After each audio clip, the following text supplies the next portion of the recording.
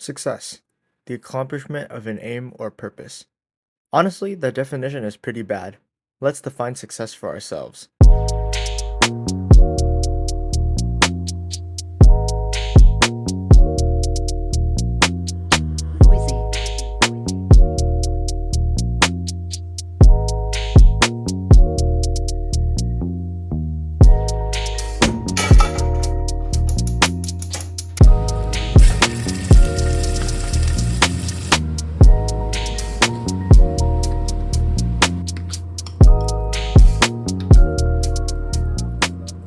So unfortunately, we are a little bit low on the veggie content. I mean, I don't think everyone's ideal breakfast would be steak and rice, but I'm gonna try and enjoy it. I'm gonna enjoy it because later in this video, I'm gonna show you guys how I shop for on a budget food and still get enough protein in.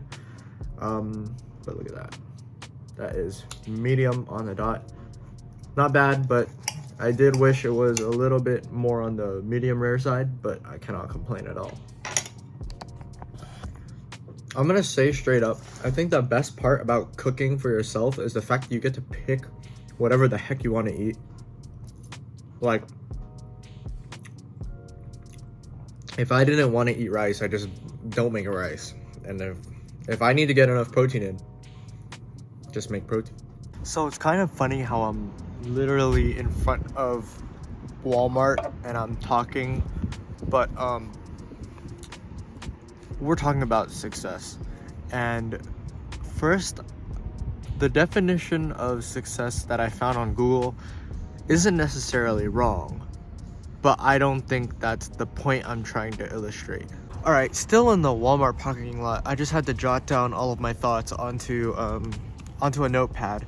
But essentially, what I'm saying is that success isn't about accomplishing something. Instead, I would like to suggest that there's another meaning for success, other than just getting something done. So what I'm basically saying is that there's a different type of success that exists, not when you succeed, but when you don't fail. And a couple of areas in life kind of apply to this category, but there are three main types that I think fit the description best.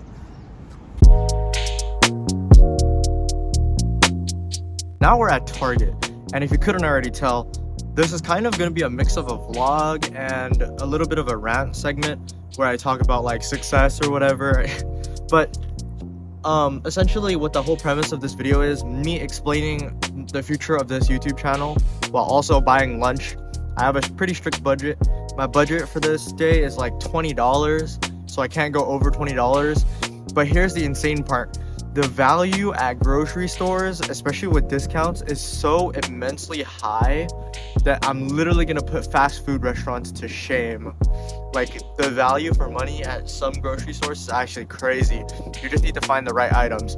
But moving on, the first example of failure-based success is being healthy. So let me explain what failure-based success is if you didn't already get it. Essentially, there's no way to really win at being healthy because you're gonna die in the end anyways. It's inevitable. It doesn't matter how much cardio you do, how many weights you lift. At the end of the day, we're all gonna die. But you can fail at being healthy. I'm sure you know those kinds of people who just drink like 50 Red Bulls a day. They don't give a fuck. But that's how you fail at being healthy. And I think health is the biggest example of failure-based success that can be found in just simply not failing. But yeah, that was pretty deep, I'm gonna be honest. That took a lot of time to think about, but that's one of the key examples that I thought of that really exemplifies this failure-based success. Yeah, let's go buy some groceries. I've literally never seen these flavors anywhere else except for here, for like no reason. Peach mango. Going over the full haul for today.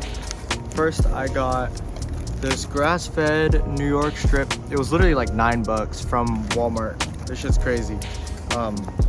Yeah, so that's $9 gone. I also got this like imitation crab protein snack.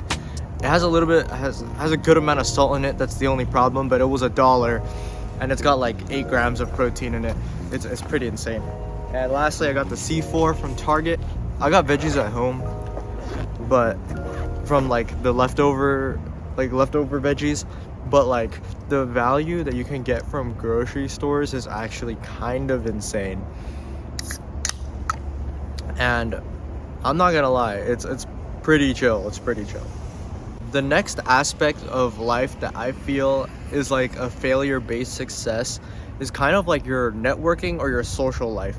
So it's really hard to succeed in having the most amount of friends because A, that's kind of trivial, and B, there's definitely someone out there with more friends than you. I'm gonna be honest. There's someone out there in the world with more friends than you. There's someone who knows more people. There's someone who's more connected than you are. And I'm gonna be honest, that's just something that's not really quantifiable. But here's the thing, it is possible to fail at networking. If you're like Scrooge the duck and you're like super mean to everyone and you don't give your employees days off, everyone's gonna not like you, and that's how you can fail at having a social life. That's how you can fail at that. So that's another example of an aspect of life that you can actually fail at, but you can't really succeed. At least not in a quantifiable sense.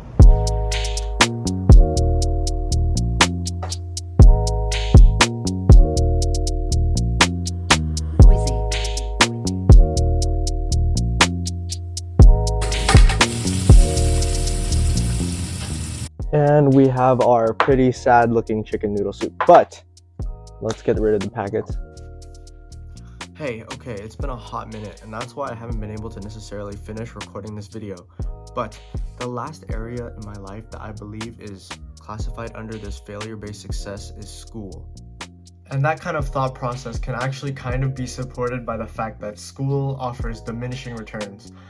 Now, what that means is that what diminishing returns in terms of school means is just because you have higher like grades, for example, doesn't make you more or less well off than someone else who's similar but slightly lower than you. Let me give you an example. So, for example, we have a student with a 4.8 GPA. That is really, really high and really, really good. However, the difference between 4.8 and 4.6 is 0.2, but the difference doesn't seem that large because both GPAs are very impressive. However, the difference in GPA between someone with a 4.0 and a 3.8 seems to be a lot larger, even though the difference is still only 0.2. And that's how school offers diminishing returns. And also, the fact of the matter is getting a 4.8 GPA is so hard. Even a 4.6 is so hard to the point where you have to be sacrificing something else in order to do it. And for that reason, I think a 4.8 student with no extracurriculars and basically just does nothing with their life is significantly more prone to failure than a student with a 4.0 and with maybe 2 or 3 clubs and a handful of volunteer hours. That's how school offers diminishing returns. Now that actually leads me to my main purpose or my main vision for this channel. In the last video on Alsmic, I described how I want my vision to be what future success looks like. And in this video, we just define success. We define success as not failing. And being able to realize my vision is finding success in all of these categories. And that's where I'm introducing the new theme for this channel, and that's finding success. Over the course of the next journey that I'm taking with this channel, I will be uploading videos detailing my journey through life and how I find success in everyday life. And if you want to stick around, I appreciate that. And I would really be thankful if you dropped a like and click the subscribe button. I'll see you guys next time.